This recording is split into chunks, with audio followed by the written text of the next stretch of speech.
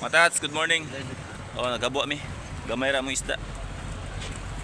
Tigado to panagat karon.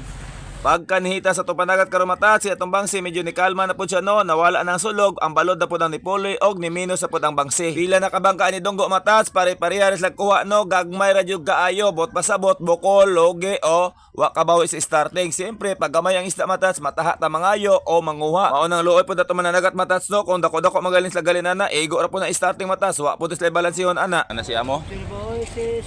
Bira ta jer. Ano pa lapis? Oh, sipog may. Oh, balo. May kilawon ng balo ni.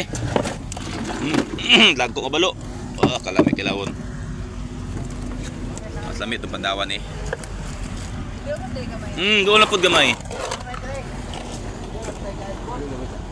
Kung ingani permenti kadlag ko imo isda matas ba sama ni Pandawan no, kay di jud mawala ang presyo ani sa sobra gatos. Pero ingana po gadag ko tanan kay kanang gagmay lahi man nagpresyo, os-os man nagpresyo kaysa dagko. Mao na matas ultimo budboron borot karaw perting pagkamahala tungod aning bagyo nga naa na poy maabot. Ultimo bariles karon matas perting pagkamahala no, kay ni kalma na pod ang kaon bisag asa ka modlagan dili pares to nagligad nga mga bulan nga nagpakuha jud siya. Karon tagsa na lang ang magpakuha mo ng tagilid ang atong panagat karon. Mga reject na matats, gina-classify na mga reject. Pero gwapang lapis oh. Oh. May sugbaho ng lapis ba? Lami sugbaron matats oh, kailan ulan?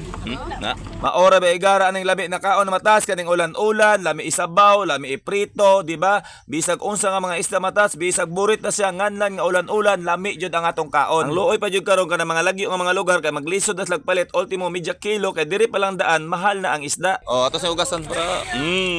Nagwapa. Oh, atong bungo ugasan pod. Kagwapa. Oy, wala na. Wala na matats, peaceful na. Gamay ra jud kuha. Peaceful na ang panagat.